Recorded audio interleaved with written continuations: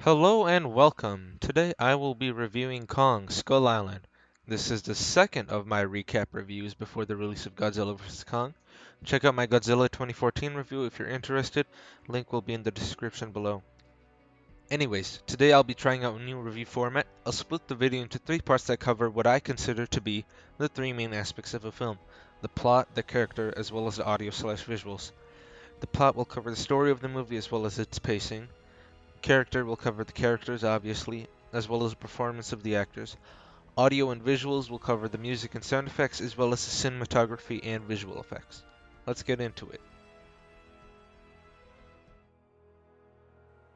Alright, let's start with the plot. The plot itself is pretty basic. Monarch wants to go to Skull Island to study the monsters and whatnot, but then things go awry when Kong appears. It's nothing special, but it works. The movie knows we're not here for some deep story, we're here for the big monkey. My biggest praise for the plot is that it starts off fast. All the characters are introduced rapidly.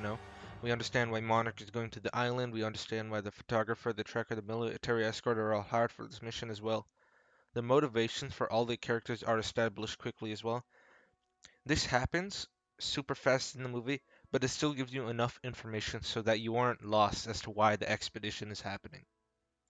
The movie keeps this fast pacing throughout. Each scene only lasts as long as it needs to, so there's no downtime where you might be bored. The movie finds a healthy mix of action and dialogue scenes and rapidly switches between them. Some could argue that the fast pacing is a flaw of the movie, but I think the fast pacing fits quite well with the type of movie, and I'd rather have a fast paced movie than a slow paced one. So, hey. The quicker arrival of Kong is also a big plus compared to Godzilla 2014. He shows up much earlier in the movie and his presence is felt throughout. Overall, the movie has a pretty basic plot, but the fast pacing really works to the movie's advantage and it keeps going without boring the audience. Let's move on to the character review next.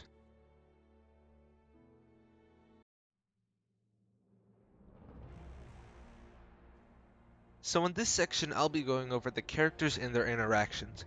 Let's start with the main man himself. Kong feels much more present in this movie compared to Godzilla and Godzilla 2014. His appearances are spread out much more evenly throughout the movie, and a lot of his scenes are more peaceful and not action-based. I think that was a good move since it shows off his intelligence and humanity, so to speak, compared to the other monsters.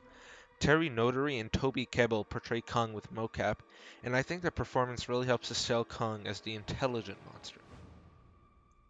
Now let's talk about the human characters. I'm not really going to go in depth for most of the scientists because I think their performances are fine, but there really isn't anything special to talk about. Likewise, I don't really have anything to say about Tom Hiddleston or Brie Larson as well. They're well-known Hollywood actors and they do their job well.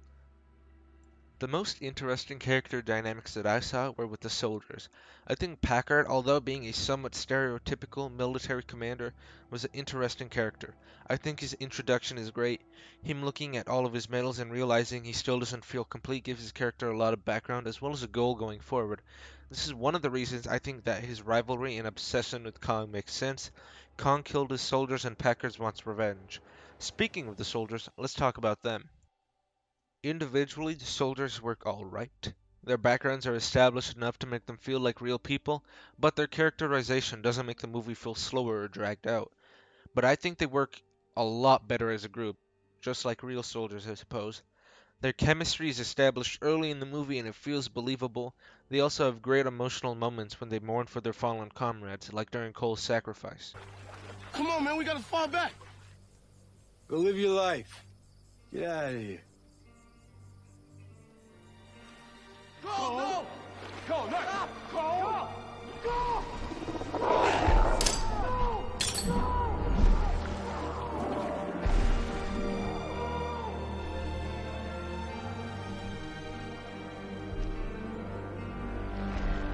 Come on. Come on. Son of a bitch.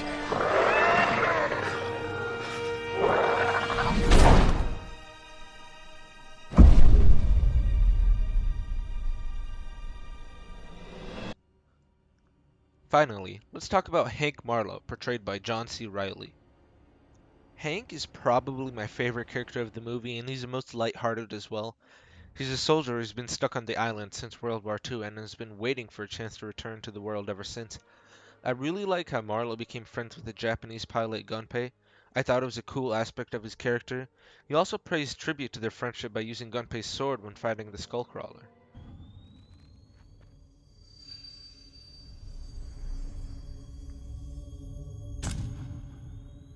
Fumeyo Yorishi.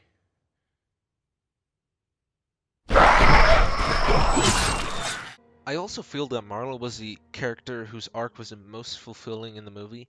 During the credits, we see his return to his family. I really liked it because it gives him closure on the character and we also get a touching scene. Overall, the characters are pretty good and they have good chemistry with each other. They're all well established and feel like real people, making them compelling figures who the audience attaches to. Kong is also well portrayed as being an emotional and intelligent titan. Anyways, let's move on to the audio and visuals.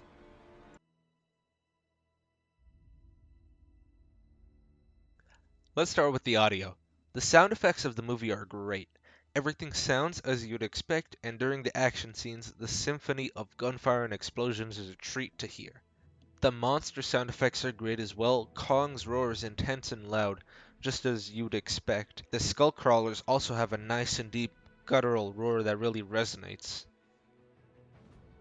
The movie also has some nice music. It's filled with hits from the 70s. The songs are nice and catchy, and they fit with the time period of the movie. The original music for the movie is also very good. The music always fits well with the scene. Overall, Henry Jackman created an excellent set of songs for the movie. Now let's talk about the visuals. Where do I even begin? As to be expected, the visuals of the movie are incredible. The monsters are rendered beautifully, and this time we get to see Kong in well-lit situations, far more than we saw Godzilla in similar conditions. The design of the monsters is also very creative and unique. I thought the Mother Longlegs, which is the bamboo spider, was a super interesting concept that a real animal could use. The action scenes are also well choreographed and it's clear what's going on. The impact of the blows felt powerful and I really enjoyed the cinematic battle between Kong and the big one. The ending blow reminds me of Ermac's fatality from Mortal Kombat 10. In fact, all of the MonsterVerse movies have a fatality style finisher. Finish him!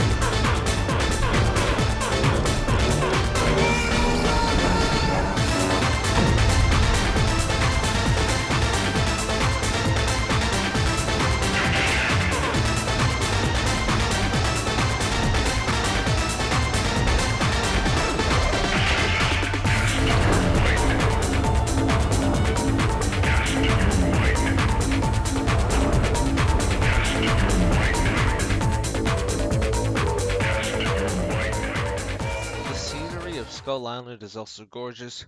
The first few scenes of Skull Island really remind me of the Isla Nublar from the Jurassic Park franchise. The first scene we get with Kong, with the sunset in the background, is by far the best looking scene in the movie. The colors are really incredible, and we get to see the scale of Kong. It's no wonder why they chose this scene for so many of the movie posters. The native Iwi tribe also have a unique visual style that's seen throughout their settlements. I think it's a cool addition and I really like how the art changes when you view it from different angles. A minor nitpick I have about the visuals is that the slow motion is somewhat overused. I think if the slow motion was somewhat toned down a bit, the scenes that it was in would have been more impactful. Overall, the visuals of the movie are the best of the best, and the cinematography of the movie also helps to sell the scale and the power of these titans. So, I really like Kong Skull Island. It's a movie that knows what it is and it plays very well to its strengths. It takes a criticism of Godzilla 2014 and it makes sure not to repeat the same mistakes again. Overall, I really enjoyed this movie. One could make the argument that it is the best MonsterVerse movie, but that's not something I'll be doing today. And a note, this review was made before Godzilla vs. Kong, so if that turns out to be better, well then I'll eat my words. Anyways, what did you guys think of Kong Skull Island? Leave your comments down below. Also feel free to leave constructive criticism. I tried a more formatted reviewing approach for this episode, so please give some feedback on that. I thought the format style was good, but it also might have hindered the review a bit, since I had to talk about stuff I really don't have an opinion on. The review also turned out a bit longer than expected, so I apologize for that. I might try a different style out for my King of the Monsters review that only focuses on the parts of the movie that I have formed a proper opinion on. I apologize for being a bit late on this review. I was hoping to get it out a bit earlier, but unfortunately that wasn't the case. Well, I've got to squeeze in 2 more reviews before Godzilla vs. Kong comes out, so that's all the time I have today. I appreciate you guys for watching this video through to the end, and with that said, I bid you adieu and thank you for watching.